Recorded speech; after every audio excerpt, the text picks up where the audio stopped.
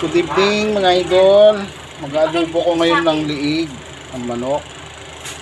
Papakuluan ko muna itong liig ng manok para matanggalan ng taba. Kasi ang parte ng manok sa liig ay isa sa mataba. Kaya papakuluan ko muna siya ng kalahating oras bago ko siya i-adobo. Itapon na natin idol yung pinagpakuluan ng liig ng manok. Ayan.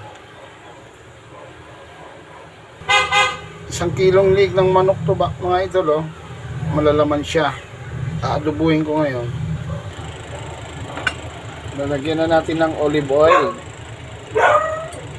Kunti lang ang mantika idol para hindi tayo ma-high blood.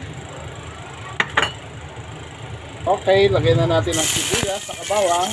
Pagsabayin na natin. Okay idol, lagyan na natin ng liig ng manok.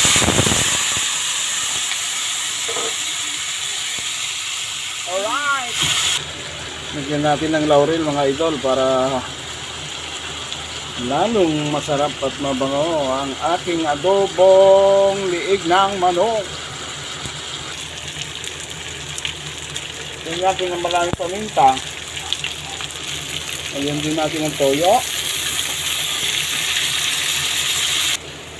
Lagyan din natin ng suka mga idol.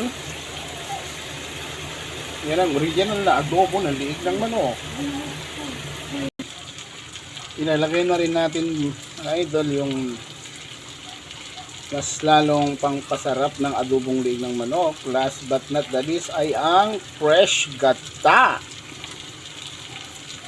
Coco Mama. Alright. Maninamnam to mga idol. Adobong liig ng manok sa gata. Ito na mga idol ang adobong liig ng manok. Napakasarap naman. Alright mga idol, hanggang dito na lang. Good evening po sa inyong lahat. Please follow my Facebook page, Joel Espiritu. God bless everyone. Bye bye.